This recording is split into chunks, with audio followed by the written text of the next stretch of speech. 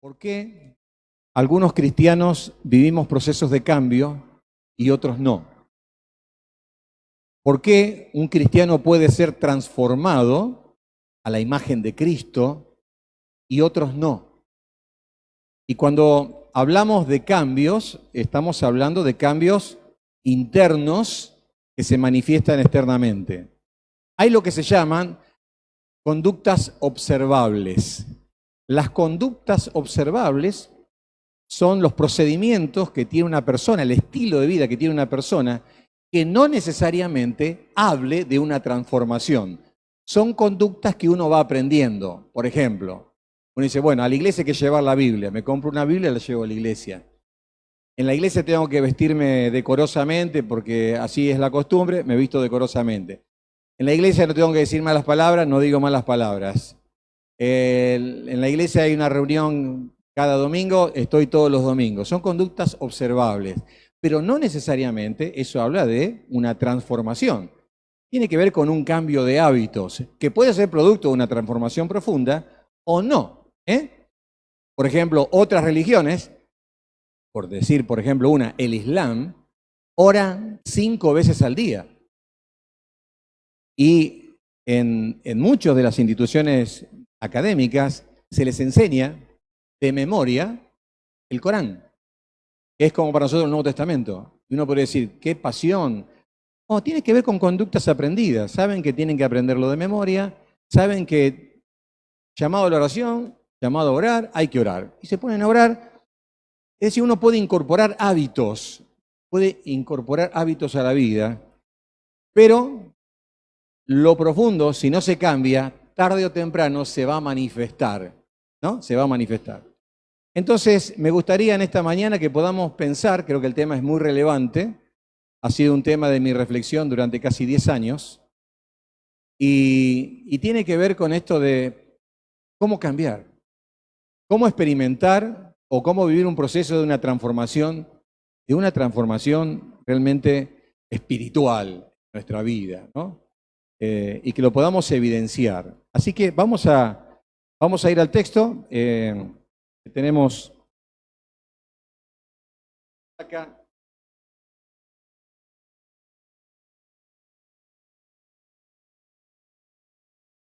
Cómo vivir la experiencia de una transformación espiritual. Y vamos a ver el imperativo de la transformación. ¿Por qué hablamos del imperativo? Porque justamente el texto que acabamos de leer tiene un imperativo. Y ese imperativo tiene que ver con una orden que el Señor da. Es inicialmente un imperativo negativo y luego, yo lo manejo desde aquí, le digo a los operadores,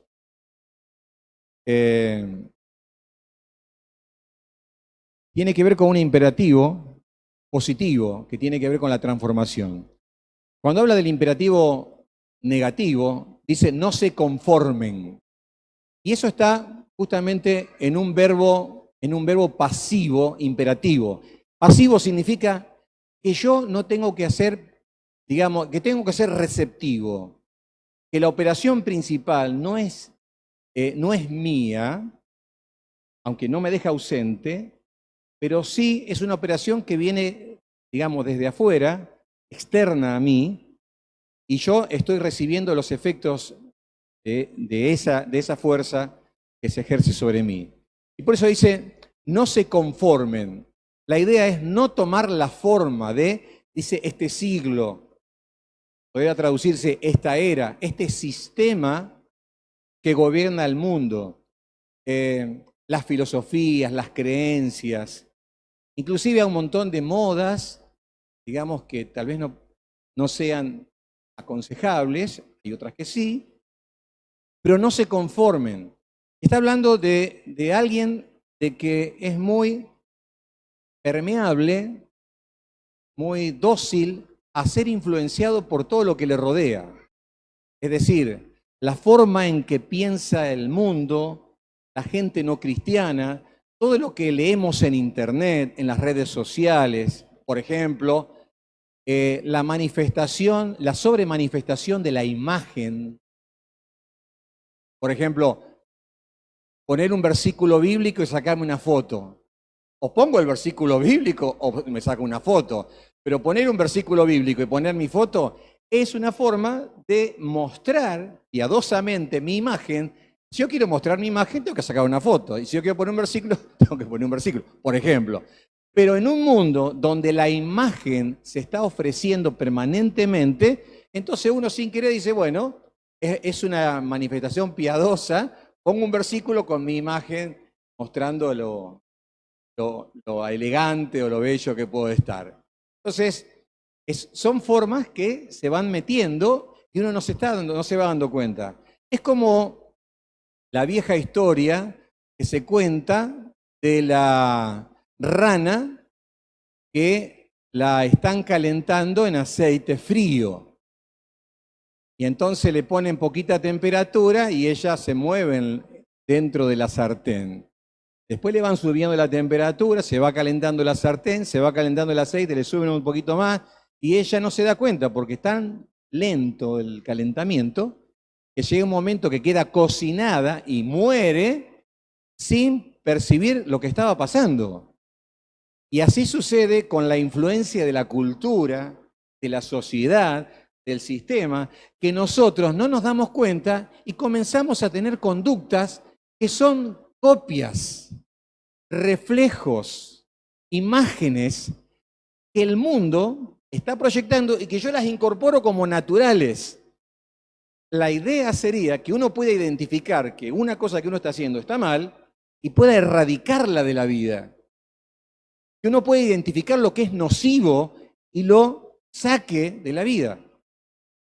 Entonces, esto es algo que se hace con la ayuda del Señor y con la obra del Espíritu de Dios y de la palabra del Señor obrando en nuestra vida. Por eso les pido por favor que prestemos mucha atención, porque tal vez pueda pasar de que hay cosas que en mi vida no han cambiado, sencillamente porque yo no he seguido el proceso de erradicar de mi vida creencias o costumbres que van en contra de la palabra del Señor. Así que uno no se debe conformar, y eso es un mandato, es una ordenanza, no es si nos gusta.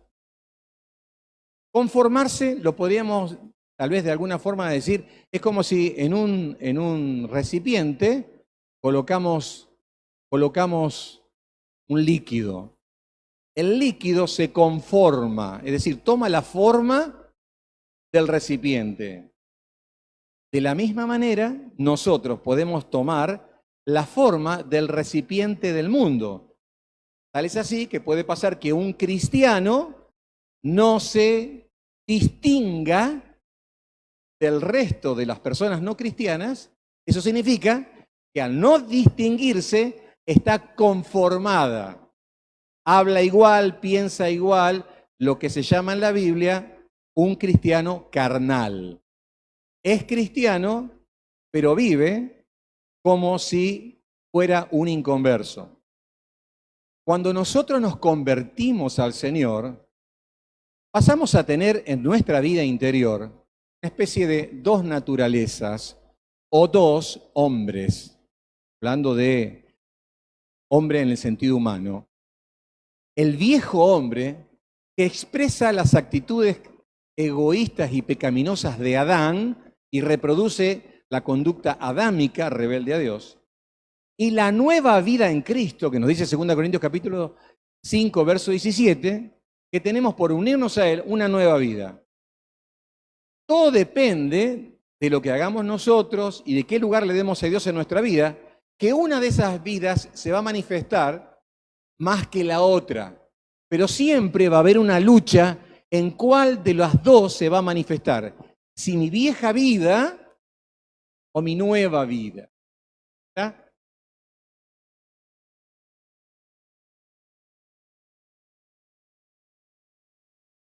El mandamiento positivo dice, sino transfórmense o transformaos por medio de la renovación del entendimiento. Y también está el verbo en pasivo imperativo, es una orden.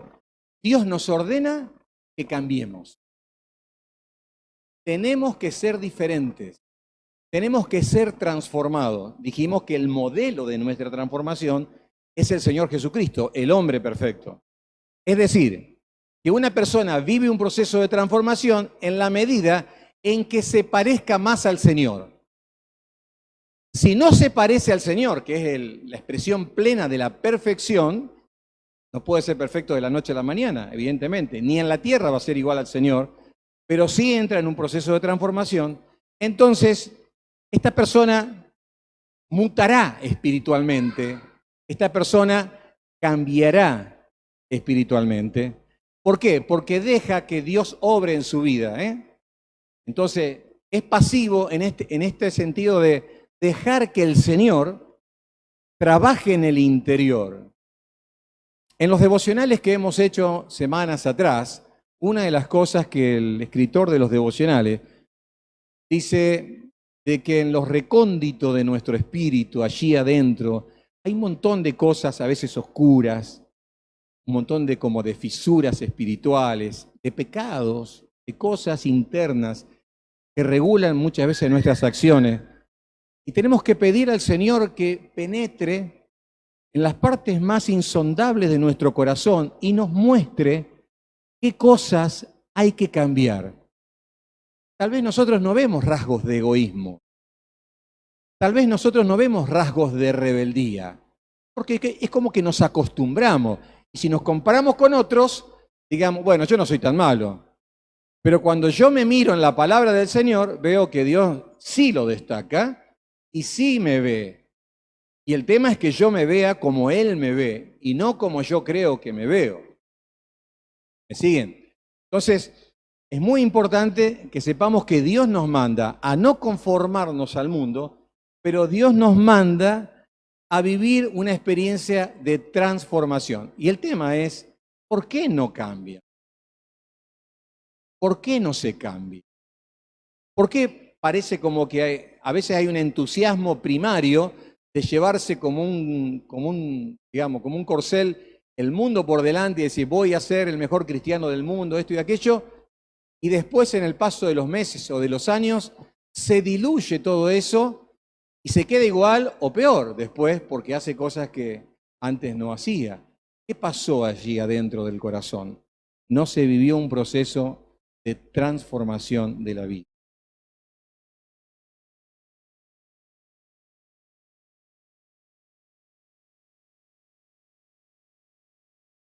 Fíjense, explicando un poquito más de esto de conformar. Conformar es como estar de acuerdo, es aceptar las cosas del sistema. Es una palabra, esa preposición con se usa muchísimo como en la expresión contemporáneo. Es amoldarme al tiempo en el cual yo estoy viviendo. Y transformar es algo que es más allá. O sea, es ser más allá de lo que soy. Por ejemplo, cuando hablamos de este término que usamos mucho, que es algo que es transcultural, es más allá de la cultura. Cuando una persona es transformada, es que tiene una forma que va más allá que la que tenía antes. Por eso en la Biblia dice, el que mentía no mienta más, el que robaba no robe más. Tiene que ver con dejo algo y tomo otra cosa.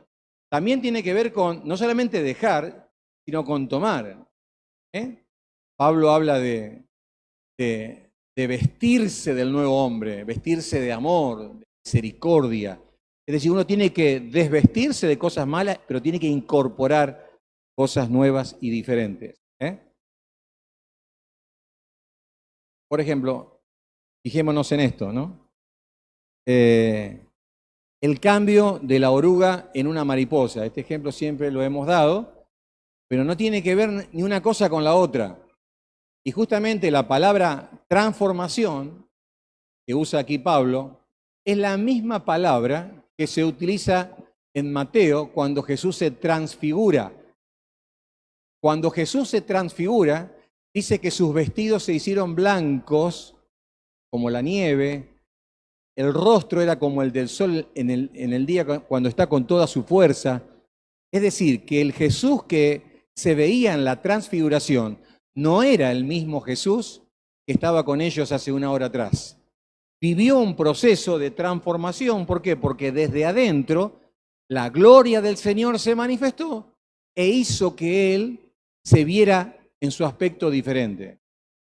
De la misma forma, la oruga, que está siempre abajo, arrastrándose, comiendo hojitas y mirando todo desde abajo, todo parece grande, en un momento vive un proceso de transformación donde sale de su capullo, extiende sus alas y comienza a volar y ve todas las cosas desde arriba.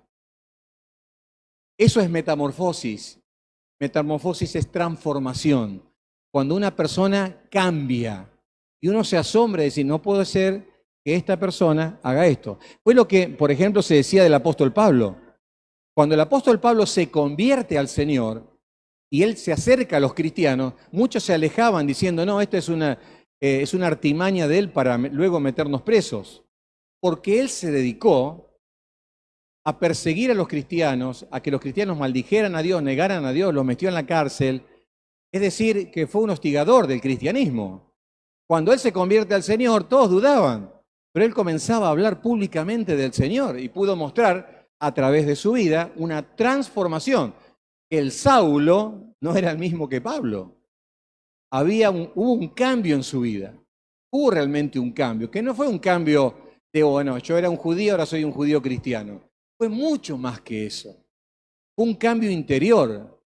¿Por qué? Porque Dios obró en su vida y él comenzó justamente a amar a aquellas personas que estaba persiguiendo, por ejemplo. En eso se vio realmente el cambio. Entonces, pensemos, hermanos, ¿con qué nos podemos sentir más identificados? Si con un gusano que está luchando por trasladarse y todo y haciendo las cosas con mucho esfuerzo y sacrificio y quejándose de que todo es grande y yo estoy chiquito y no puedo tener lo que está allá arriba, o alguien de que ha vivido un proceso y que puede extender las alas y puede volar en otras alturas espirituales. Bueno, es muy importante que entendamos esto y que anhelemos que este proceso se dé en nosotros, porque el mandato está. El mandato está. Ustedes deben ser transformados. Ahora, ¿qué dice el pasaje? Sino transformados por medio de la renovación del entendimiento. Vamos a explicar esta parte. La renovación del entendimiento. Es decir, vamos a decirlo más sencillo. Ustedes deben cambiar, dice Pablo, cambiando su forma de pensar. Porque de acuerdo a lo que pensemos, vamos a obrar.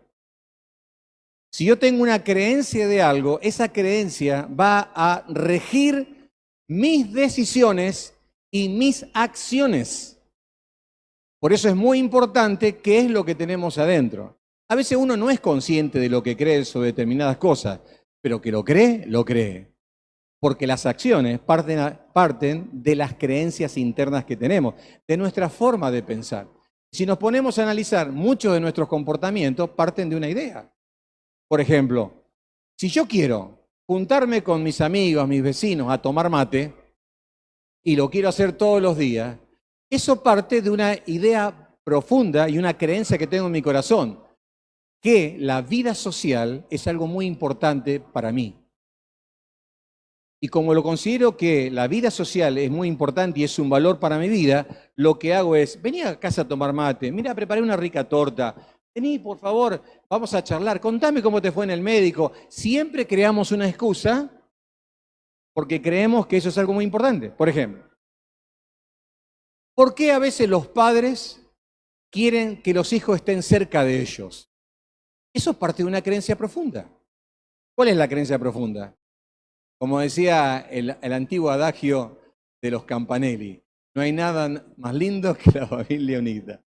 No hay nada más lindo que la familia unida. ¿Por qué? Porque está la creencia de que la familia es el vínculo más cercano y más importante. Y no hay nada mejor para la familia que estar juntos. Como está eso como creencia, nosotros levantamos el teléfono y chicos, ¿hoy quieren venir a comer a casa? La decisión la toman los chicos, pero está la invitación. ¿Por qué? Porque está la creencia interna, que eso es bueno para la familia. ¿Cuenta? Cada uno después decide lo que tiene que hacer, pero todo tiene que ver con creencias internas que nos hacen obrar de determinadas formas. Vamos a ilustrarlo de una manera mucho más gráfica. Ustedes, aquí tenemos un volcán. Este volcán ilustra lo que es nuestra vida. Ese volcán tiene, digamos, una superficie por donde sale el humo, por donde sale el magma. El magma está asentado en la parte profunda. Diríamos nosotros, el magma es lo que realmente nosotros pensamos y creemos. Es nuestra mente. Ahí está, adentro, bien en lo profundo de nuestro ser. Es lo que creemos, eso está. Ahora, todo lo que creemos sale. Todo lo que creemos se manifiesta. Consciente o inconscientemente se manifiesta. Entonces, ¿qué sucede? Cuando yo tengo esas creencias profundas que están en mi mente, aquí adentro de mi ser, esas creencias profundas generan valores. ¿Qué es un valor? Es lo que yo valoro, lo que yo decía. Si para mí la familia es un valor, yo quiero comer tallarines todos los días con mi familia. No podemos pensar de que estamos separados. Siempre hacemos para estar juntos. ¿Estamos? Y así de esa forma, uno con esas creencias profundas va teniendo diferentes valores. Hay valores que son propios, hay valores que son valores familiares, que se creen dentro de la familia, consciente o inconscientemente. Por ejemplo, la comunicación puede ser un valor en la familia o no. Hay familias que están todo el día hablando y contándose todo. ¿Por qué? Porque la familia considera que el hablar es un valor. Y en otra familia no, nadie dice nada. Si no se pregunta, nadie dice nada. Tal vez la comunicación no es un valor. Entonces, nuestras creencias profundas generan valores. Es lo que consideramos que es importante. Cuando existe un valor, el valor es el que condiciona mis acciones. Por eso vemos la flechita arriba en la copa, en el cráter del volcán. Es la conducta observable, es lo que yo hago. Lo que yo hago tiene que ver con mis valores. Mis valores tienen que ver con mis creencias profundas. Ese es el proceso. Ese es el proceso. Entonces, depende de lo que yo crea, es lo que yo voy a hacer. Mis creencias profundas generan acciones, comportamientos y palabras. Es decir, yo hablo, ¿se acuerdan de lo que dijo Jesús? ¿Qué dijo Jesús? ¿Se acuerdan? De la abundancia del corazón, habla la boca. Si yo tengo mi corazón con pensamientos malos, corruptos, inmorales, es normal que yo diga malas palabras. El problema no está acá, no está acá. Por ejemplo, si yo a una persona no la quiero saludar, el tema no está en que hoy no tenía ganas de saludarla. Hay un problema acá con la persona, pero está dentro de mi corazón. Entonces yo tengo que cambiar mi forma de pensar, mi creencia profunda, y tengo que incorporar un valor, que puede ser el perdón. Y luego, cuando lo encuentre, le voy a decir, buenas tardes, ¿cómo te va? Dios te bendiga. Cambié mi conducta a partir de cambiar mi forma de pensar. Es así. Entonces mis palabras cambian, mis comportamientos cambian. Yo recuerdo que cuando conocí al Señor, a los 15 años, tenía muchos amigos no cristianos, que eran justamente como todos los no cristianos. Vivían diciendo malas palabras, tenían conversaciones monotemáticas, tomaban alcohol, bueno, y un montón de cosas. Conversaciones nocivas para mi vida. Cuando yo vuelvo a mi barrio a encontrarme con mis amigos, me encontré con que con que lo que había ahí no era lo que yo tenía en mi corazón, que era el Señor, y no me ayudaba. Me di cuenta, ¿por qué? Porque cambié mi forma de pensar. Yo me di cuenta que toda mi vida que yo había llevado con ellos era una vida pecaminosa. Y yo me arrepentí de mis pecados. Le pedí perdón al Señor, recibí el perdón de Cristo y ahora hay una nueva creencia. ¿Cuál es? Ser santo como el Señor es santo. Cuando está esa creencia en el corazón, cambiamos los valores. La santidad pasa a ser un valor en la vida y la conducta observable comienza uno a tener actos diferentes que evidencian que uno ha dejado la vieja vida. ¿Entiende? Entonces, la conducta observable cambia. Cambian las rutinas y los patrones de conducta. No es que una persona, su vocabulario lo cambia el domingo porque viene a la iglesia. No, el lunes habla igual, el martes habla igual, el miércoles habla igual. Ya tiene patrones, tiene rutinas. Comienza a incorporar hábitos en su vida. Los domingos antes dormía hasta las 1 de la tarde, pero ahora se levanta en la mañana y viene a la iglesia porque quiere recibir del Señor, porque quiere traer su ofrenda al Señor, porque quiere alabar al Señor, porque quiere ver a los hermanos. Es una necesidad del cristiano ver a los hermanos. El cristiano no se siente bien si no está en contacto con sus hermanos en la fe. Es una evidencia de que yo nací de nuevo, el querer estar con los hermanos en la iglesia. Entonces, hay rutinas y patrones de conducta, se empiezan a repetir. En tercer lugar, hay hábitos. Hábitos significa son cosas que se hacen en forma permanente. Ya se marca en cuarto lugar un estilo de vida. Hay un estilo de vida. Y uno dice, che, esta persona realmente cómo ha cambiado, ¿no? Y en quinto lugar hay un legado. Legado es lo que yo le dejo a los demás. Es lo que yo le muestro con mi testimonio a los demás. Una persona que tiene un estilo de vida, por ejemplo, si es un papá, les marca a los hijos el camino que ellos deben seguir. Un creyente que es fiel al Señor en su familia, cuando se convierte y cambia, les muestra a su familia por qué él cambió y es un legado.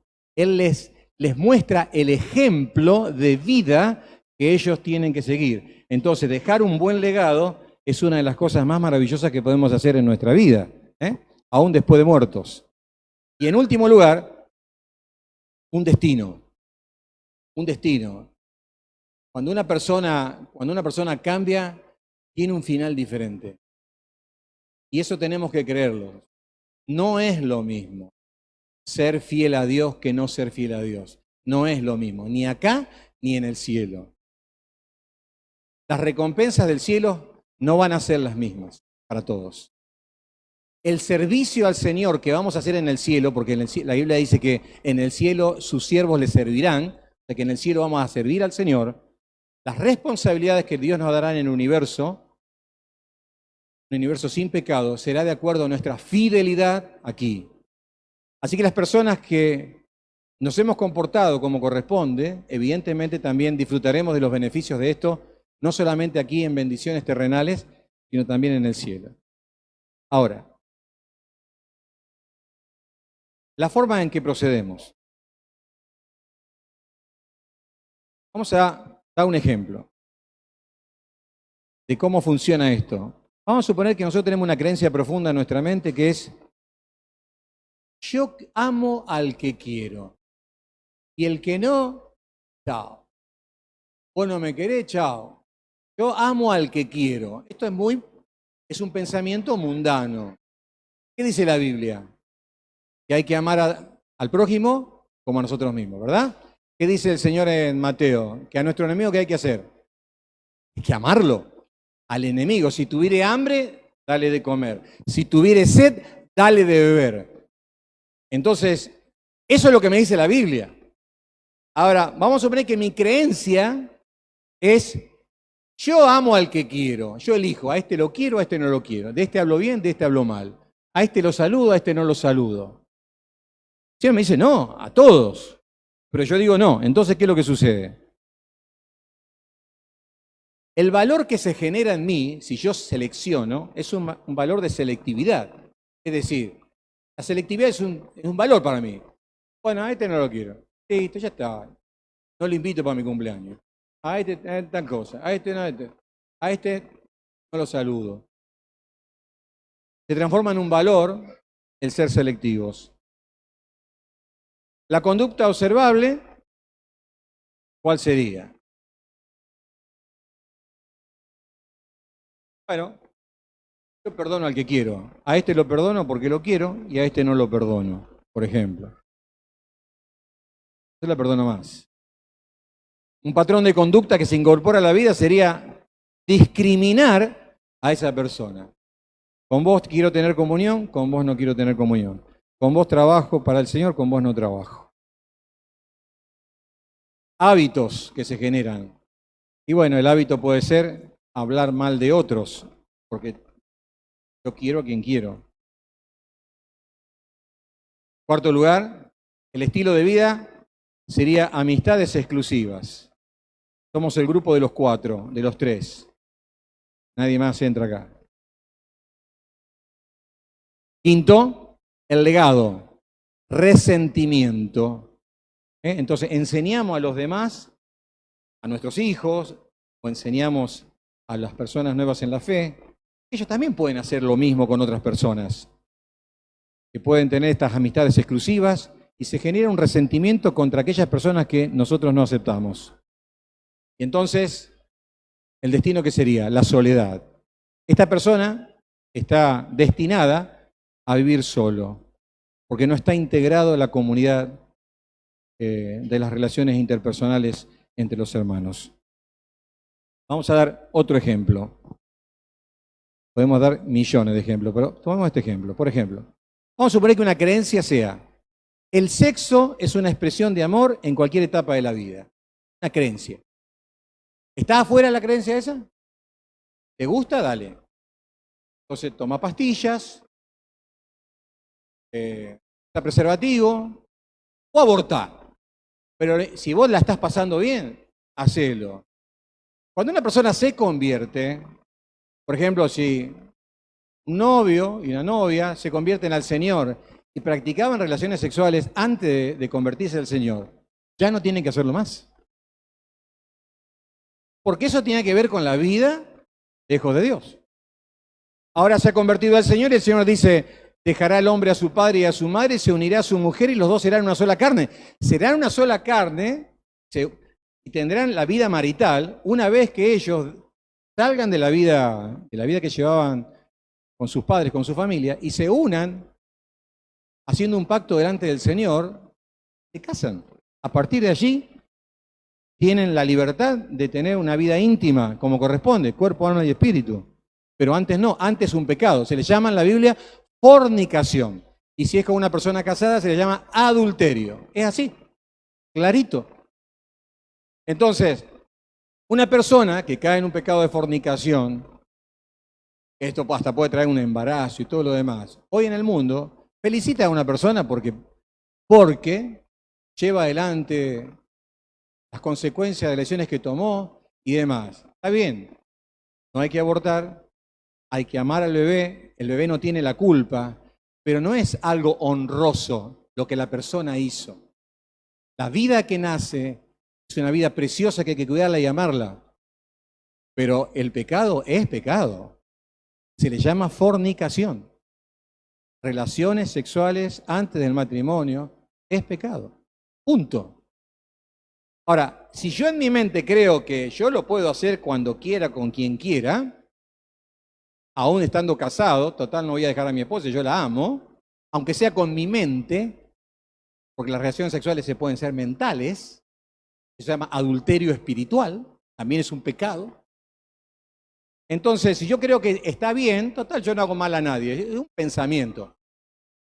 Prendo la computadora, aprieto un botón, tengo escenas ahí y es como que me imagino, bueno, es un pecado en el que han caído miles de personas, miles de cristianos. Miles. Ahora, si eso está en mi mente y yo pienso que todo está bien, entonces, el sexo pasa a ser un valor para mí. Yo lo hago como quiero, con quien quiero, donde quiero. En cuanto a conductas observables, sexo prematrimonial o extramatrimonial, o sea, fuera del matrimonio, no hay problema. Yo con mi vida hago lo que quiero. Los patrones de conducta serían cada ocasión es una posibilidad, así que andate preparado. Hábitos, siempre habrá sexo. En cuarto lugar, estilo de vida será un libertinaje, porque lo hago con quien quiero. El legado son conflictos, muchísimos conflictos, porque hay embarazos no deseados, hay enfermedades de transmisión sexual, después no se hacen cargo de las cosas que han sucedido, hay un hijo que nace sin un papá o sin una mamá, porque los padres nunca se amaron, solamente tuvieron sexo y se separan. Y en sexto lugar, destino, fracasos matrimoniales, embarazos no deseados, enfermedades de transmisión sexual, etc. Entonces, fíjese, en la mente tenemos creencias. Sepamos o no que están, pero están. Esas creencias, déjenme hacer un paréntesis acá, esas creencias profundas se forman en nuestro crecimiento humano. Por ejemplo, las aprendemos en el hogar. En el hogar aprendemos cosas buenas y cosas malas. No quiere decir que los padres nos enseñaron cosas malas, sino que nuestros padres eran imperfectos y nos pudieron enseñar verbalmente o por su ejemplo cosas. Entonces nosotros las repetimos sin darnos cuenta y solamente fuimos discipulados por un estilo de vida del hogar. ¿Está? La sociedad en la que nos movemos, los profesores de la escuela, de la primaria, de la secundaria, de la facultad, los libros que se leen, la televisión permanentemente va modelando nuestro corazón. Las personas, los amigos con los cuales nos relacionamos van modelando nuestro pensamiento y comenzamos a pensar como ellos. Entonces, a la hora de actuar, actuamos como no debemos actuar. Entonces, ¿qué es lo que tiene que suceder? Debemos cambiar nuestra forma de pensar. ¿Qué es lo que hay que hacer? Hay que identificar cualquier creencia que vaya en contra de la Biblia. Por eso es muy importante conocer la Biblia. En esta semana, 2 veces en los devocionales, la semana pasada, se mencionó, no sé si se acuerdan, Proverbios capítulo 3, versos 5 al 6. Allí se dice, fíate de Jehová de todo tu corazón y no te apoyes en tu propia prudencia. ¿Quién dice esto? Un padre a un hijo. Salomón a sus hijos. Dice el verso 6, reconócelo en todos tus caminos y él enderezará tus veredas. ¿Quién lo dice esto? Un padre a un hijo. El principio bíblico es que lo que nuestros hijos deben saber para la vida lo aprenden del padre y de la madre. Proverbios 1:8. No desprecies el consejo y la instrucción de tu padre y de tu madre, porque hay momentos que el padre por trabajo no está y está la madre, pero la responsabilidad está en los padres de enseñarles a los hijos los principios bíblicos. Es más, en ese pasaje dice, la instrucción, átalas a tu cuello, sigue la misericordia, sigue la verdad. Hasta aún se le enseña sobre el ofrendar. El padre le está enseñando al hijo, la primicia de tus bienes, tráelo al Señor y tus graneros se llenarán. Vos querés tener prosperidad, le dice el papá, da al Señor, ofrenda al Señor y vas a ser prosperados. Es así. Y entonces le enseña. Ahora, nosotros, de la misma forma, tenemos que aprender lo que nos dice la palabra del Señor. El texto que mencionaba recién decía, fíate del Señor de todo tu corazón, o sea, confía en el Señor con todo tu corazón y no te apoyes en tu propia prudencia. Tu propia prudencia es ser sabio en la propia opinión. ¿Qué significa? Es cuando yo creo que lo que yo hago está bien. Y lo que dice Dios, no sé, ni lo averigüé. Entonces, lo que yo creo es mi verdad profunda. Dice el Señor, no te apoyes en tu propia inteligencia, en tu propia prudencia. Lo que hagan los demás, si lo hacen, no significa que sea bueno. Y algo que es culturalmente de moda, no significa que sea bueno. La pregunta es, ¿qué dice Dios en su palabra? No te apoyes en tu propia prudencia, no seas sabio en tu propia opinión. Confía en el Señor con todo tu corazón. Y dice, no te estribes en tu propia prudencia, otra versión. ¿Se acuerdan? El estribo. ¿Para qué sería el estribo? Para subir a un carro, uno apoyaba el pie, pone toda la fuerza en el soporte, en el estribo, y puede subir a un caballo. De la misma forma, para encarar cosas en la vida, necesitamos poner toda nuestra confianza en el Señor y no creer que las sabemos todas. ¿Y cuál es el consejo? Reconócelo en todos tus caminos. Es decir, el camino de la facultad, el camino del noviazgo, el camino del trabajo, el camino del ministerio, el camino del matrimonio, cualquier camino que querramos tomar en la vida, reconocer al Señor. ¿Qué significa reconocer? Viene de la misma palabra conocer. ¿Y qué significa conocer en el concepto hebreo? Intimidad. Reconocer al Señor en la vida significa tener una vida de relación con Dios, de íntima comunión con Él, que me permita que por el obrar del Señor mi camino va a ser allanado. ¿Qué significa allanado? Cuando pasamos la llana, alisamos todo.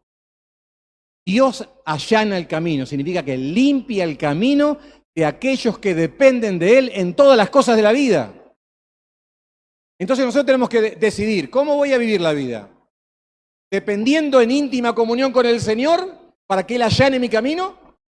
¿O voy a ser sabio en mi propia opinión y decir, esto lo resuelvo como yo quiero? Y como Dios dice, no, como yo quiero. Y bueno, el destino, el resultado final va a ser diferente. ¿Cómo termina el versículo? Dice el versículo, no os conforméis a este siglo, sino transformaos por medio de la renovación de vuestro entendimiento, para que comprobéis. La idea de comprobar es como consecuencia de cambio mi forma de pensar a la forma de pensar de Dios que está en su palabra, dejo la mía, la errónea, para que comprobéis cuál sea, ¿qué cosa? La buena voluntad de Dios, agradable y perfecta. La persona que cambia su forma de pensar está equipada, tiene las herramientas para hacer la voluntad de Dios y no equivocarse en las decisiones de su vida.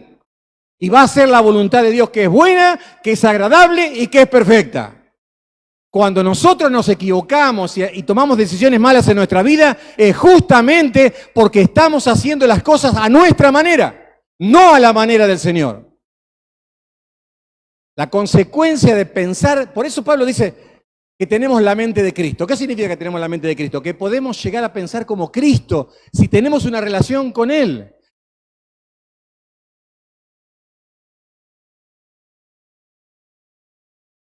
Y termino con la última imagen.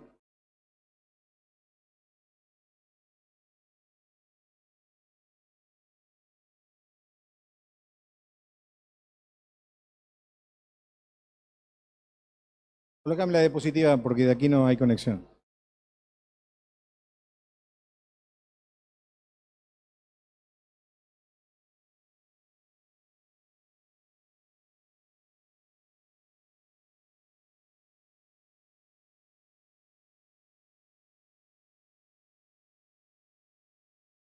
Fíjense ustedes. Entonces, si cambiamos nuestra forma de pensar, se cambian los valores. Si cambiamos los valores, se cambian las conductas nuestras. Entonces se habla y se actúa diferente. la Biblia rige la vida como patrón de conducta. En cuanto a hábitos, se crean prácticas cristianas. El estilo de vida se reproduce la vida de Cristo. Como legado, dejamos ser un ejemplo a imitar y el destino es la aprobación divina. Dame completa la otra imagen.